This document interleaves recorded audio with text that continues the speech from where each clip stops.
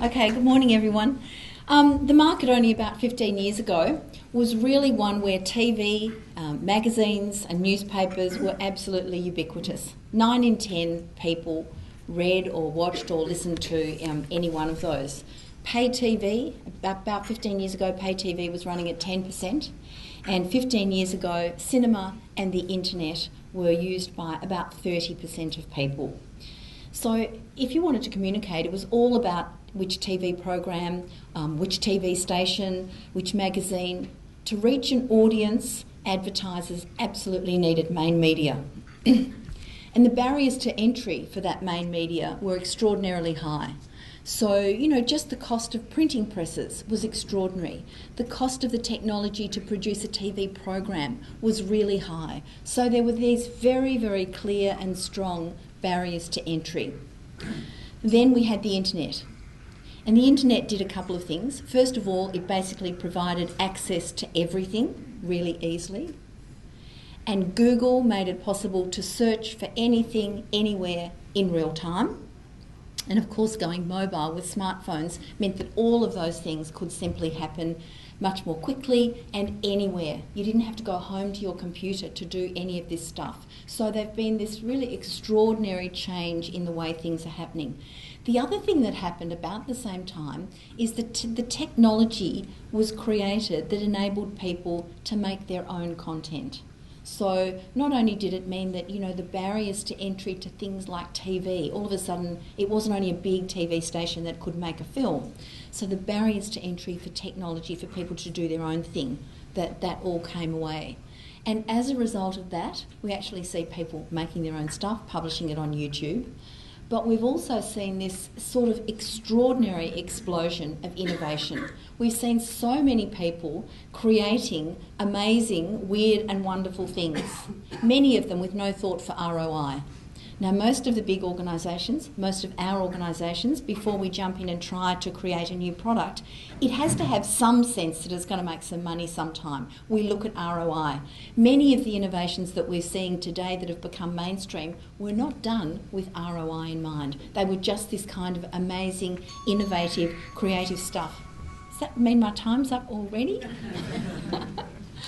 Now, and really, consumers have been the beneficiaries of this, and I think consumers will be the beneficiaries of this so long as two things happen. Firstly, so long as privacy issues are adequately dealt with. So we are seeing that people are concerned about privacy, they're concerned about not only money but private information, and that privacy issue will need to be dealt with. We're sure it will be, but it's one of the key issues. And secondly, these changes will benefit consumers so long as the business models survive. So long as the business models survive so that main media or people actually producing good content, accurate content, balanced content, independent content, interesting content and well-curated content survive. If there is no money to be made in this whole world of creating fabulous content, because somehow we've stripped it out, consumers will suffer. So, I think there is a really important thing to think about is that consumers today seem to be really in the box seat. But if all the core media models die, then we'll be in less than a good position. We've seen the New Daily has recently started up. The New Daily is funded by CBUS, one of the superannuation funds, one of the industry-based superannuation funds. It's not going to be a mouth for the unions. But what happens if all of our media was either a mouthpiece for unions or big business or advertisers? This is the critical thing. The business model has to recognise that as consumers we want good content.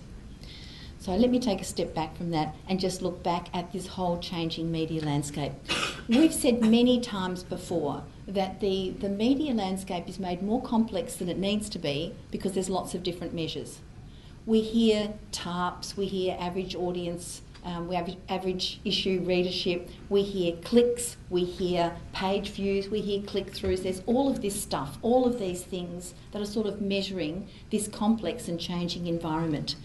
And we say that makes it much more complex than it needs to be. Really, it's about people. It's about human beings. It's people that make the choices. People make choices what to watch, what to listen to, where to go, what to buy, what services to use. So we're going to focus on people today. It's the only place to go to keep your thoughts straight about this. And as media businesses search for new streams of revenue, and that's what we're seeing, as the media businesses struggle to have a business model that pays, they're looking for new streams of revenue, whether it's conferences or training or any other thing that sort of seems to be aligned. We say those things are a distraction. We say the media has a crucial role, and what needs to be done is to focus on the consumer, understand what the consumer wants, understand consumers better than ever, and understand what advertisers want from consumers. Play in that space that media has always done really well, and it's all about the need to focus on people. Wouldn't be Roy Morgan without some data. So this is just a slide of average time spent with media, and I suppose really, or total time spent with media. This is the way it's being seen, isn't it? We're all kind of thinking the main media is dropping and the internet is increasing. We sort of need to reframe that. The internet is not just an internet. The internet is a whole bunch of things. It's email, it's people doing their business online, it's shopping online, it's a whole bunch of things. It's not just a direct competitor to these main media. Secondly, the internet is where these main media are playing as well. So if you have a newspaper online, then you're actually on the internet. If you have streaming, you're probably streaming from the internet. So this is a relatively sort of static, old school way of viewing the changes that are going on in the media. We use it because it helps us get a handle on things, but we really do need to reframe. So let's first of all start to understand what is going on in the internet, on the internet. So what kind of media websites are people visiting? So basically they're visiting things like online communities and messaging sites, that's the real biggie. News and newspaper sites, another big one, over 50%. Entertainment sites, 38%. Weather sites, 35%. Sports sites, 27%. Business and finance, magazine sites, classified sites, and radio sites. So we're visiting a whole lot of media websites. If we look at how that's changed over time, I think the first thing that you see, with the exception of weather sites, hold that thought, they're all relatively stable now. They seem to have sort of plateaued at the core number of people using these things. And even weather has now sort of plateaued at about 35%. 35? Yeah, about 35%. The things that are going up that aren't on that chart are things like banking sites, retail sites. It's the other things that we haven't typically thought of as media. And I think that's one of the big lessons, is that we have to kind of keep reframing what is the category, what is the media category, what is the entertainment category, what's the retail category. So we have to start where we know where we're starting from, but we have to not forget these alternatives and substitutes. And if we look at things like the social media websites, that place where people were communicating and networking, we see Facebook, a really big one, now plateauing. We see YouTube still on the increase. And Facebook is obviously, struggling against the new players like Google+. So what we're seeing is some really interesting competitive tension going on in this space. And we're seeing things like LinkedIn, smaller, but as we'll see in the rest of the presentation, taking on a particular niche audience. They're not all the same, but this size of this market is relatively static now. We're just seeing things actually changing within that. So what we want to do now is to start to understand what's going on, to get in underneath the who and the why of all of this. And to do that, we want to introduce 3 ways of viewing the world. We want to understand the choices that people make, which we understand through the value segments. We want to understand the whole process of innovation, the innovation curve or technology adoption curve. How does that happen? How do we understand what's likely to come next? And then we want to look at a much more broader way of understanding the whole DNA, if you like, of society. So if we look at these value segments, many people in the audience would know these guys quite well, but the model essentially starts by assuming that most societies, you actually have the core of society is family, conventional family life. people choose to be different or differentiate themselves as they pull out from the centre. So your basic needs are your older, their needs are quite basic, their needs have shrunk. They don't need a whole lot, it's all pretty basic. Then at the more other end of society, you've got the really affluent, influential groups. You've got the visible achievement, business, signs of success. It's all about demonstrating the success that's been made and power and influence. And at the far right, if you're looking at it that way, socially aware, and they are equally affluent, equally likely to spend, but much more interested in issues and changing the world to make it a better place. So they're the really core affluent folk. And then if you think about even youngsters, and we compare this to, say, just a demographic segmentation, your young people will be either young optimism, who are really passionately optimistic or pessimistic about what can happen with the world, so they're on about issues as well, but optimistic about it really, and optimistic about their place in the world. And you've got the look at me, who just want to have fun. Now, anyone who's got 2 kids has probably got one of each. So you understand these are different things, and we'll see that they have different take-ups of different technology. They are different places in the world. So when it comes to social media, for instance, what you find is that the basic social communities, the Facebook set, is predominantly these youngsters. That's where it started. It's moved into conventional family life, and at 50%, it's become fairly ubiquitous. But essentially, it's a young place. Things like LinkedIn, so these folk are taking to the community space as well, but it's LinkedIn.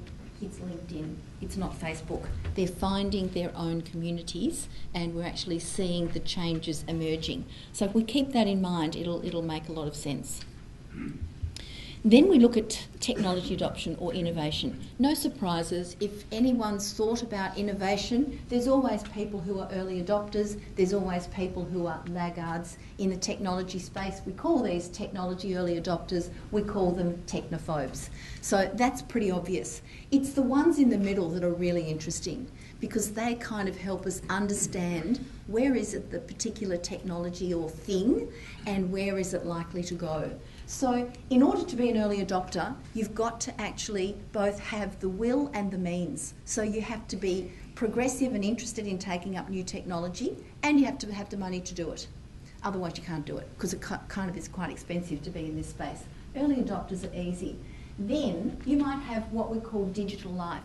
Think about students who are all on about wanting to try new things, but they just haven't got the cash. So they'll be trying things that are free, they'll be trying things that are fun, they'll be trying things that don't necessarily require a big investment. And then you've got your professional technology mainstream, and a large proportion of us are probably in that space.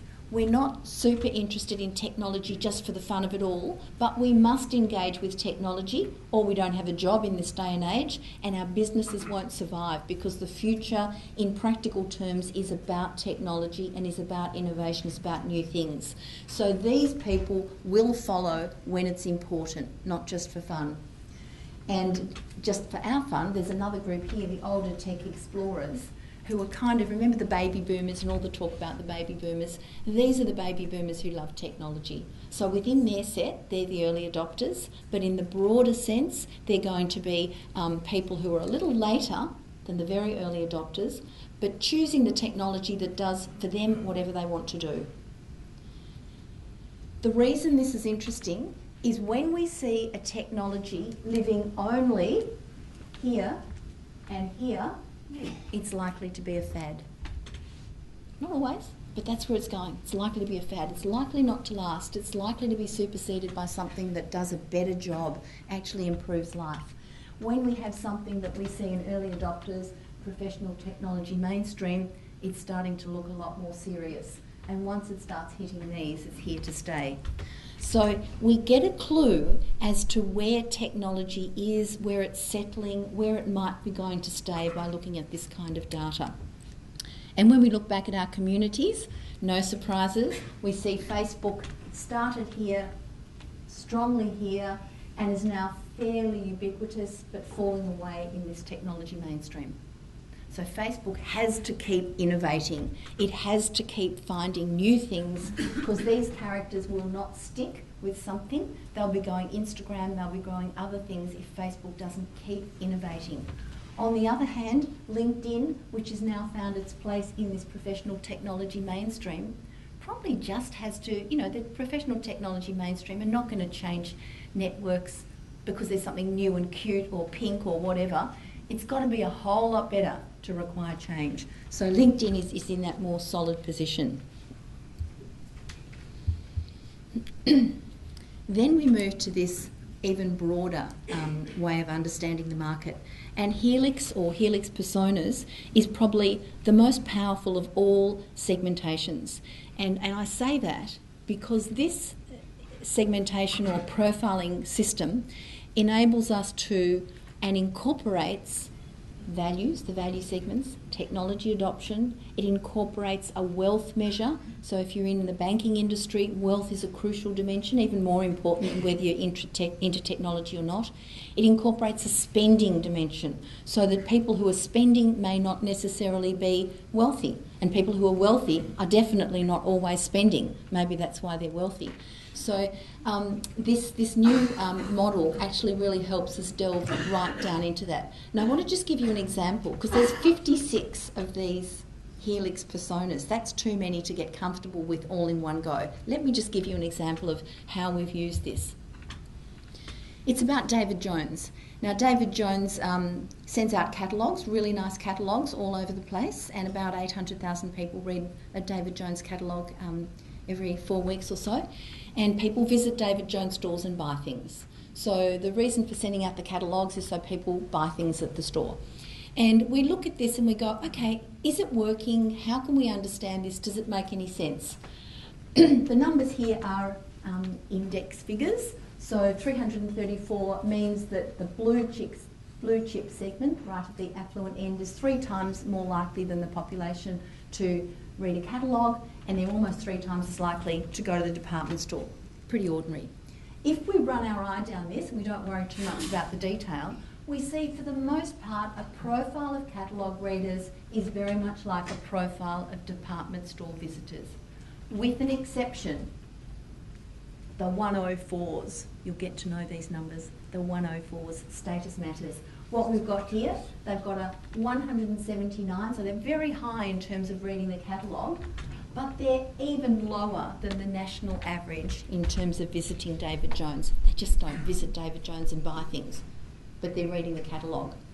So if you're a catalogue deliverer, that's important. If you're David Jones, that's important. If you're a studier of psychology, it's also very interesting. So what's it all about? Who are these folk? This is where with our Helix personas, every one of them has its own web page. We know what they like, we know what their values are, we know where they live. So when these people and it all comes from our data, when we look at these people, we see just some of the words. I'm a sales manager for a multinational healthcare company. My husband's a data systems analyst. We got married when he got his PhD. We're earning good money. And then the person's in a meeting. Where is he? He's in a meeting. I bought our upstairs TV camera on a Kudo deal that went into my phone's Facebook feed. I clicked buy during a meeting. It was only $5,990, normally $8,000. What have we learned? It's all about the deal. You want the latest and the greatest. It really is about perception, it's about status. I want the latest TV set, I want to look fantastic, but I want the deal. And I'll do it any way I like, and I'm very comfortable online. So comfortable, I'm actually sitting in a meeting doing this stuff, clicking buy. So, what does this tell us about these folk? They're probably not your David Jones target. And then we look at where do they live. Okay, so in Melbourne, they're living in places like out here, Coolaroo, these sorts of outer suburbs. In Sydney, it's Castle Hill. In Melbourne, if we zoom in and see the streetscape, we see these really large houses on small blocks, brand new, big mansion type things. In Sydney, it could be the same street, couldn't it? These are the McMansions that people talk about. So these people, this persona, is...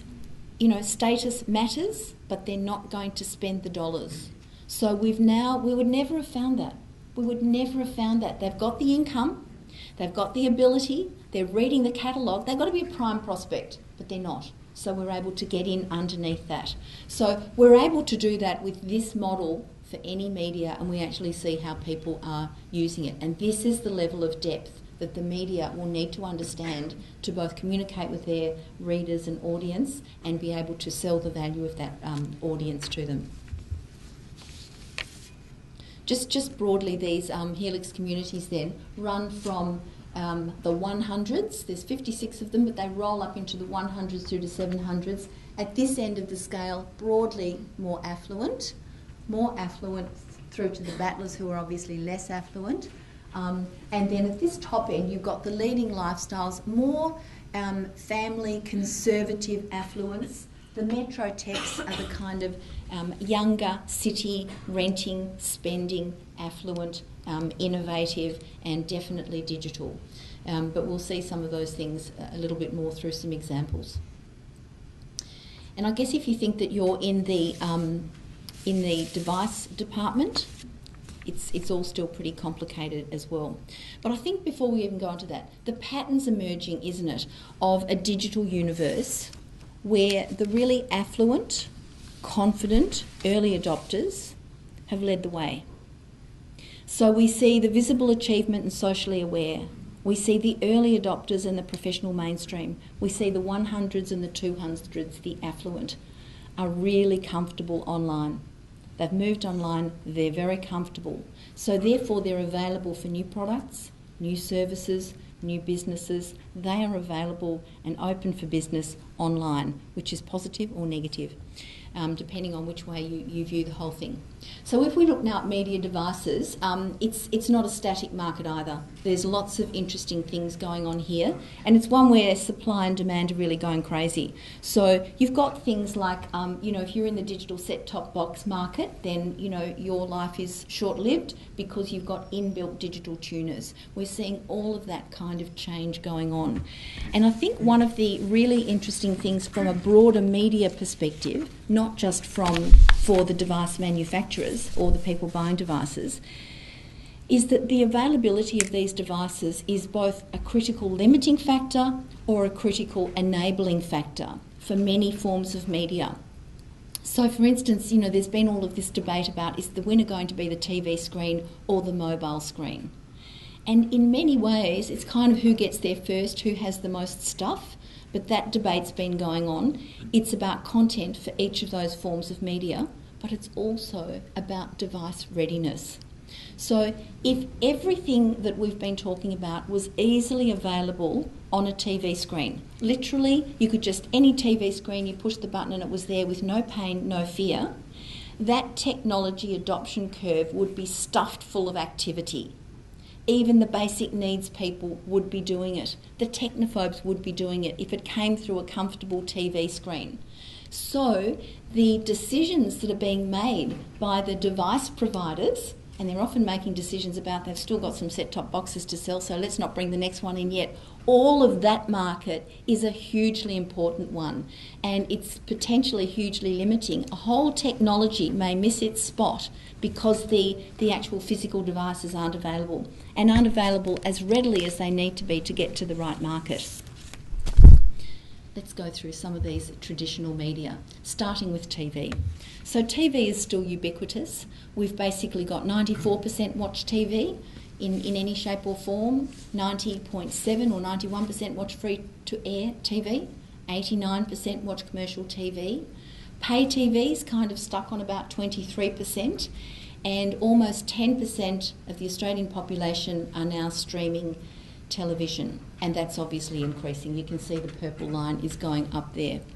Now, free-to-air TV is still quite strong, but one of the things that's really interesting, I think, is pay TV, because pay TV gives us a little bit of an insight into the whole question of whether people will pay for content. There's a lot of discussion about whether paywalls and will people pay for content and what will they and won't they pay for. And I think pay TV is an interesting case study for us to have a look at. And so let's look at what are they doing on pay TV? Why would people buy TV, pay for it? if we look at what people watch on free-to-air and on pay TV, it seems pretty much that free-to-air is satisfying the need for what you might call general genres: news, drama, reality, comedy, current affairs. It's pretty good on ordinary TV. Pay TV has been driven by sport, what you might call discovery or particular documentaries, really special documentaries that you can only see there. And probably flexibility, you know, the ability when you got pay TV to be able to store, go back, keep things fast forward, all of that stuff that came with pay TV. But now with major sporting events required to be available on free-to-air TV, it's really hard for pay TV to say, come with me, pay me, because there's not that absolutely unique thing. There's some degree of uniqueness, but not total, perhaps not enough. Documentaries and specialist niche areas are increasingly available free-to-air as the free-to-air TV stations add more free-to-air stations that they can start to niche. So again, pay TV, what's it offering above and beyond what's free? And we do begin the premise that nobody's going to pay for something that they can get free, or not for very long, or not unless there's some other magic that we haven't quite understood. And even in flexibility with streaming and downloading, downloading films and things like that, there's not a lot you can't do for free. You can actually get there for free. So pay TV really needs to find a new way for people to pay. A new reason for people to pay, not a new way for them to do it.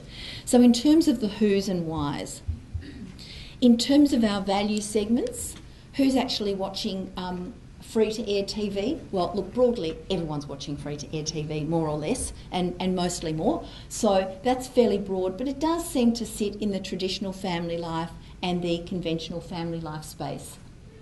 Pay TV, very firmly in the visible achievement space.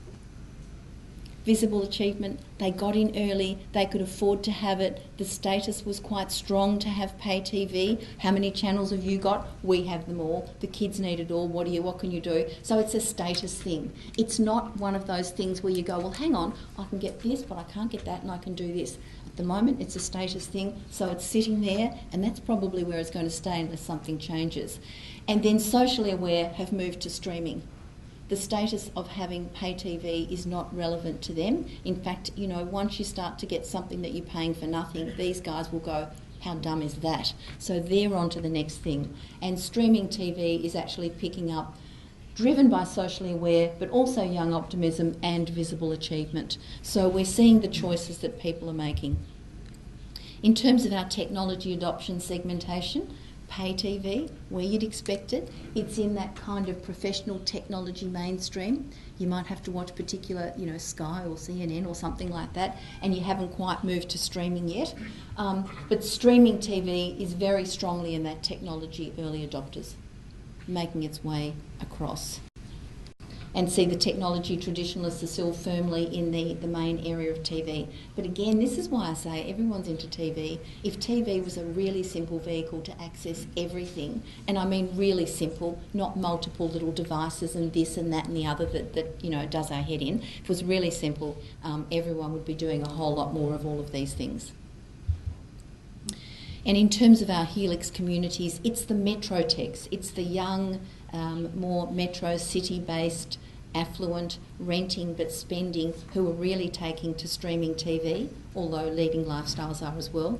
And today's families, the more relatively affluent, they're relatively affluent because they're on this side of the scale, are into TV and definitely pay TV.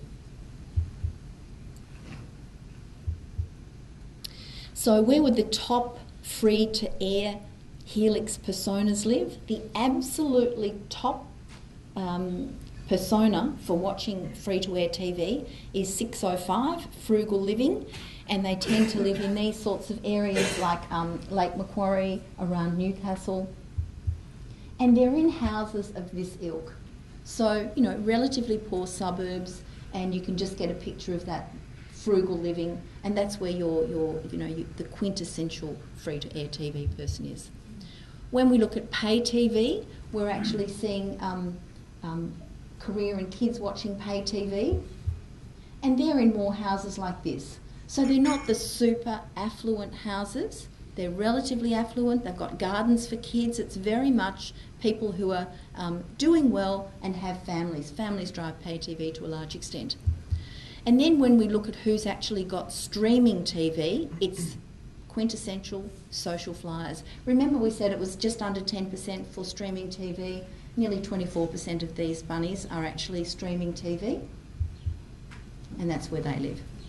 So we can start to see very clear differences in who's doing what, and you can just, you get a really strong sense of it. It's not just income, it's not just age, it's some really important choices that people are making. Then look at newspapers.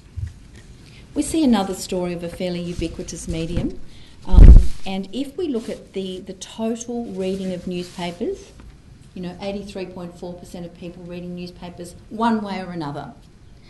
And we're actually seeing reading print newspapers come down to about 74%. 74% of people read a print newspaper, and now 30% of people are reading newspapers online. And although the biggest incidence of newspaper reading is still among the older, the more traditional family life and the real conservative folk, we're seeing the affluent, influential and socially aware and visible achievement are still reading newspapers very strongly. And if we take the websites and apps into account, 9 in 10 of these people are reading a newspaper in one form or another. Again, websites and apps are breathing new life into the media of TV. And they're attracting, the media of newspapers as well as TV, and they're attracting these highly valuable audiences. Let's look at some of the major publications. So if we look at the Australian, so we've got here total readership, which is print and online or app. The absolute readership of the Australian has increased in the last year, just in the last year. And if we look at print readership, down a little bit, online and app readership going up. So the trajectory does seem to be that people read both. They read print, then they have a play with online, they're reading both, and then they move to online. So that's where we're seeing this position. If we look at the Australian Financial Review, it's an even stronger story.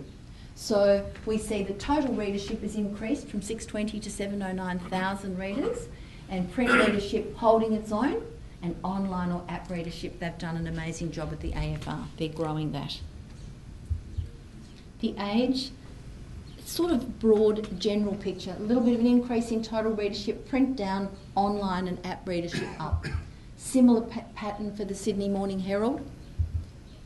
Sort of the Daily Telegraph's not quite so good. It's barely holding its own in total readership, and it's losing in both of those spaces. So that's probably an indication that they're still at the stage where people are doing both. They haven't really won either of the battles. And the Herald Sun, we're showing a loss in all of those areas. If we now roll up and look at the two major old media players, Fairfax and News Corp. The first thing that you notice about this is just the sheer size of it. So if you look at the total Fairfax, this is reading any of the Fairfax publications, hard copy in print or online or an app. You have actually got Fairfax well over 5 million, 5.5 million people are reached by Fairfax, and News Corp 9.5 million. These are huge numbers for Australia. They're really big numbers. That's the very first thing to notice. So it's really not surprising that you've actually got everybody competing with them. It's not surprising that you've got competitors like, Crikey wanting to nip away at that, the Huffington Post, MI9, everyone wants a bit of that big set of numbers. So they are going to have to work really hard to hang on to that, but you have to say they're big numbers today. They're still very strong. The opportunity exists for those guys to understand their consumers and do well. So no surprises in what people read in their newspapers. They read the news, then they read sport and TV listings and letters to the editor, but it's news and sport. And it's pretty much the same online as it is in hard copy. So who and what? Again, a pattern or a trend is actually emerging. So your core print and total readership is existing with, as I mentioned before, your traditional family life and real conservatism, conventional family life, that core central piece. The online and app readership is being driven by Socially Aware and also Young Optimism and the Visible Achievement, but spearheaded by Socially Aware. Obviously, we see the same thing. So here, your core readership in the central areas and your online readership being driven by the early adopters. So we had 30% reading online for the average population, and among the early adopters, it's 47.5. Almost half are reading online, and it's moving across that technology adoption thing. We've got professional technology mainstream taking to the online space as well. So that looks like one that's going to stay. In terms of our Helix communities, we're seeing a couple of interesting things. The broad brush central stuff is what you'd expect, total readership. Print readership still strong in that affluent 100s, the dark blue space. And online readership being driven very strongly by the metrotechs, very strongly by the city-based. And remember, most of the online newspapers and things are in fact metro newspapers, so there's a little bit of a no surprises there. But these are the folk that are really strongly taking to online readership. Radio. We see with radio now about 85% of people are listening to the radio in one form or another, about 62% commercial radio, and just under 9% are actually streaming radio. Same story, we've got streaming of radio is drawing in people from that affluent segment. So about 60% of people who stream radio are either socially aware, visible achievement or young optimism, that high value area. 30% of them are about the socially aware. And smartphone penetration, we think, is actually likely to drive that radio listening even more strongly, to sort of accelerate that good news for radio. And we do see it as good news, by the way. We actually see the potential for online and streaming to bring in audiences as opposed to eating away at traditional ways of viewing the audiences. No surprises there. You've got your socially aware leading the way. Something better is still commercial radio, and largely we find something better is a segment that is a kind of wanting to move forward very strongly sales force. And I think that's probably got to do with the commercial radio popping up there rather than a deep values-driven solution or values-driven issue. Streaming radio, obviously no surprises in the early adopter segment, and the professional technology mainstream are listening to any kind of radio to a very large extent. So again, the pattern is emerging for radio of one that is here to stay with streaming. Now, there are really different detailed stories around music radio, talkback radio, current affairs and news radio that you can delve into, and you kind of must delve into because they each have different competitors. But this is just a broad overview of what's going on with radio. And in terms of our Helix personas at the broadest possible level, again, it's the metro techs that are streaming, leading the way with streaming. Leading lifestyles are still very strongly radio listeners, and they're starting to take up streaming. And families are still pretty much in the any radio and commercial space.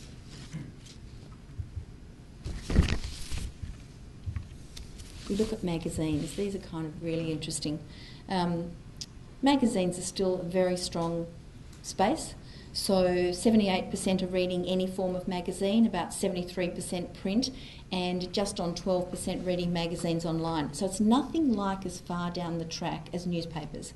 Magazines actually haven't taken to the online space in terms of their product. Not that people haven't grabbed it, but magazines have not gone into the online space to the same extent. And there's some sort of structural reasons for that. So deals that were done between magazine publishers and technology companies like Yahoo have meant that there's been, issues of who owns what and who's going to do what, rather than just jumping in and grabbing the space. But anyway, this is where we are as we speak. And if we look at what are the preferences for magazines, what are people actually reading? Top genres: newspaper inserts 32%, mass women's 22%, general interest magazines, home, garden, food and entertainment strong and growing, and business, finance and airline magazines. and the main actual magazines are still the fairly broad general ones. And that's interesting because typically we're seeing that it's the generalist magazines that are actually struggling, that are losing readership, and kind of there's a sense that they're losing their way, whereas we're actually seeing the real strength growing in the niche publications, whether they're new or just specialist. But specialist and niche seem to be doing strongly, whereas the generalist ones are doing less well. And I think it's really important that we start to understand how that might end up and whether that's a good thing or a bad thing. Broadly speaking, no surprises here. Same thing. Everything, the online reading is being driven by socially aware, high value, incredibly important, progressive folk, and it's the more traditional people who are still broadly reading magazines. But remember, magazines is a really broad thing. There's all kinds of magazines. Again, no surprises. The online reading is being driven by the early adopters, and they're running at, almost double the online reading of the others. But it's the helix personas that helps us really get into and underneath what's going on in magazines. So it really brings these magazines to life. And what we can see is every one of these magazines has a whole bunch of different niche audiences. And I think this is the main message. It's like it's so easy to say, Home Beautiful, relatively affluent. Belle, relatively affluent. Who, kind of the same space. Now that we're able to break it down and really see the depth of these people, and remember how we saw Status Matters was very different. They just don't buy things from some of the other categories. We can see that it matters. So every one of these, even broad brush magazines, have a series of unique niche audiences that they can talk to, that they need to listen to remain relevant. And so we can see real differences. Now, the first bigger, broader thing that you see here, though, is for these magazines, there's a lot of blue. There's a lot of dark blue. That means there's a lot of affluence. The affluence, the top end of town, leading lifestyles, very strong in the magazine space. There's a lot of light blue. There's a lot of metro tech, the highly prized inner city, renting but spending metro techs, very strongly represented here as well. Magazines, this is not a category that's on its way out. Then we move down into the other magazines, and we're starting to see a very different picture emerging. There are magazines for every segment, and every magazine has its own place. So if we look at something like That's Life, its readers are the 709s, the coupon clippers. Its readers are those people who are still working, the real working class.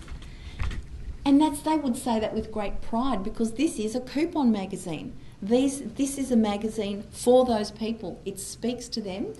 And, Take 5 is Struggle Street and Coupon Clippers. It's this magazine for those people. And it's really easy for us, and we had to be very careful in naming these critters, that we didn't put them through our own lens and go, oh, poor old people who don't do anything.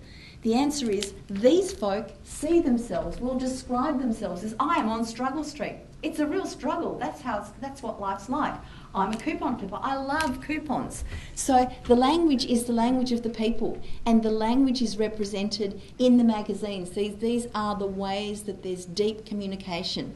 And why I'm so excited about it is before we looked at this, the data's always been there if you dredged through it, but before we opened it up with this, it was like magazines were going, oh, this is a kind of high value upmarket one, this is a down market one. And if you were running a down market magazine, really hard to get excited about it. Now what we're seeing is that there are these niches, and it really is, we're talking about the amplification of audiences, a whole series of audiences. So magazines really haven't yet moved into that online space, but when they do, as they take charge of it, it will be a very, very powerful situation. And one of the magazines, although they haven't typically done it, one that has and has done it in an amazing way is Vogue. So if you look at Vogue online or on an app and you look at the Vogue magazine, you actually see what they've managed to do is really double their reach. So you've got 332,000 readers for the hard copy, and you've got 388,000 for the online version, and read either one of them, 709,000. Almost no overlap. they've managed to create a brand new audience with the same brand values, and what have they done? Escalated their value. So, we say, of course, it's a shame that News Limited don't know those numbers because they don't subscribe to our readership survey. But, they need to. This is the story of the century. This is the one that makes us see that magazines can jump into the new internet world and, really be the winners here.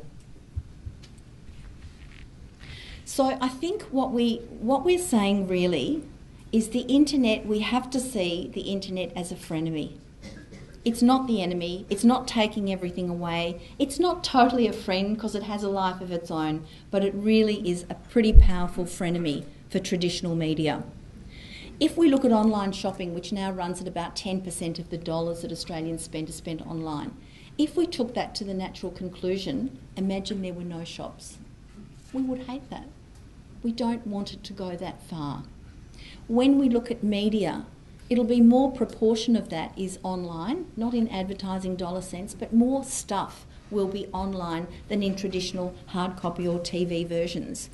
Just imagine a world without curated content, without independence, without what we want from our traditional media and what we've been able to demand because we've been able to point our finger at the guys who run Channel 9 or the guys who run the Woman's Weekly. Now there's kind of nowhere to point your finger if you lose all of that. We don't want to lose all of that. We will lose all of that if nobody's willing to pay and if the business models continue to be broken.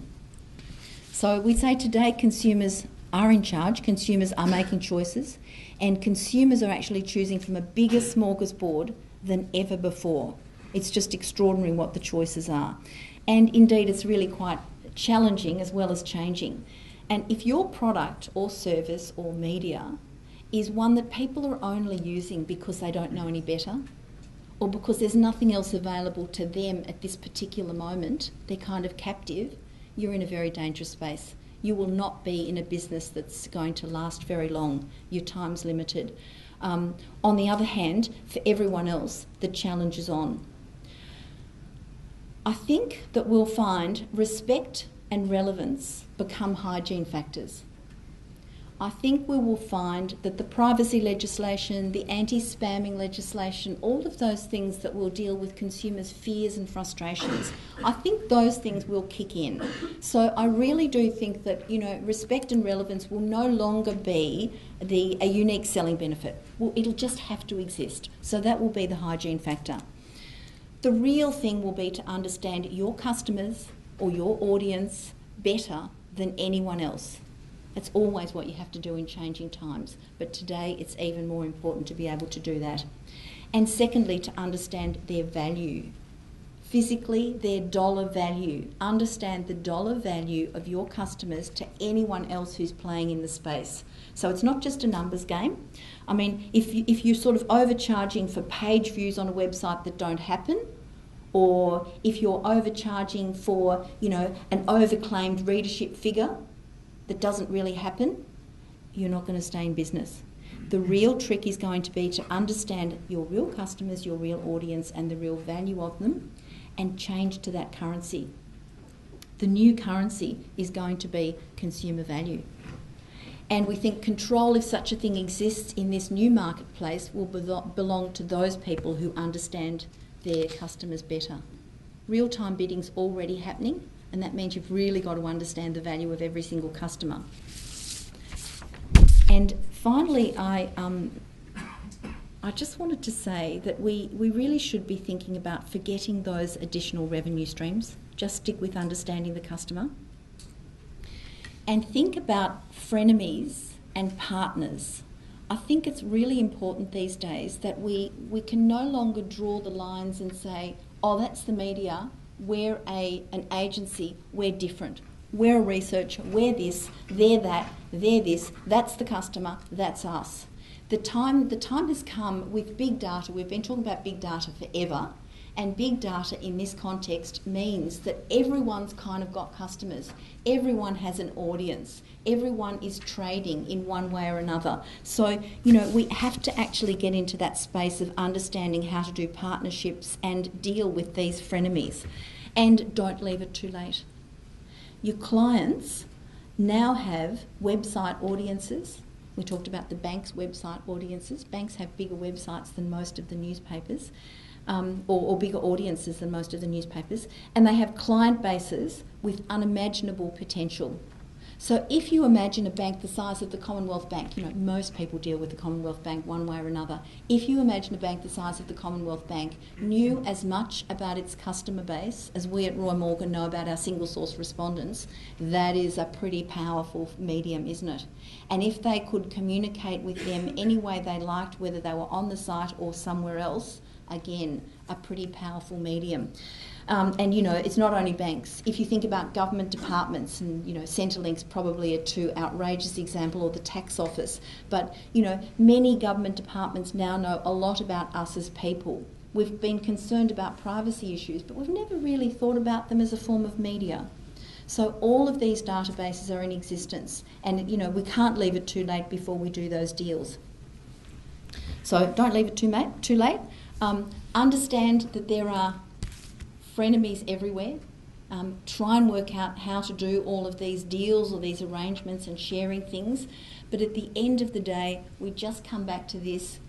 It's all about the customer. And if you want to control your destiny and your space in this market, the most important place to start is to understand the value of your customer base and the value of the people that you're trying to market or market to in real hard dollar terms and in one-to-one level of detail. Thank you.